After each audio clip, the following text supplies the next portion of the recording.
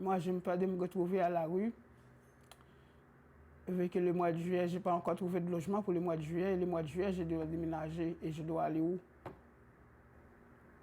Sans aucune aide nécessaire, sans personne qui peut m'héberger. Et je vais tout perdre mes affaires personnelles.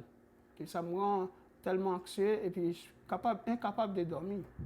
Et je demande au propriétaire que la nuit, il y a beaucoup de rats, de souris, puis des coquerelles.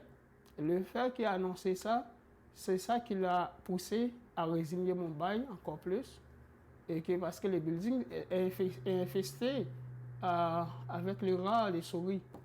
Moi, j'ai même mis des pièges pour des souris, pour montrer au propriétaire exactement, il y a des souris ici, il y a des rats, ce qu'il ne me croyait pas. Et là, pour juste augmenter le loyer, ça veut dire juste pour m'expulser du loyer finalement. Éviction déguisée, je pense que c'est les bons mots. Des propriétaires qui vont chercher des moyens pour faire évincer leurs locataires qui ne paient pas cher de loyer. J'entends souvent ça là, dans le service aux locataires là, quand ils nous appellent.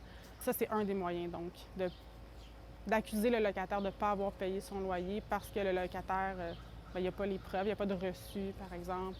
Moi, je trouve que c'est une injustice que, juste pour question augmenter les loyers, qu'il y a des problèmes dans l'appartement que je demande. Parce que dans la salle de bain, ça m'a pris 1 an avant que le propriétaire soit ajusté l'eau parce que ça coule toute les nuits. Parfois, ça a débordé. Pendant ces temps, je paye toujours mon propriétaire à l'argent liquide et qu'à chaque fois, le propriétaire qui ne me donne pas de reçu. Et finalement, cette année, il veut augmenter le prix du loyer de $200.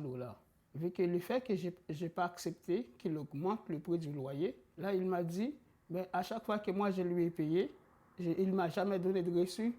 Fait que quand ça a été à la régie du logement, finalement, moi, je n'ai pas de reçu. Que monsieur a gagné, puis mon bail est résilié.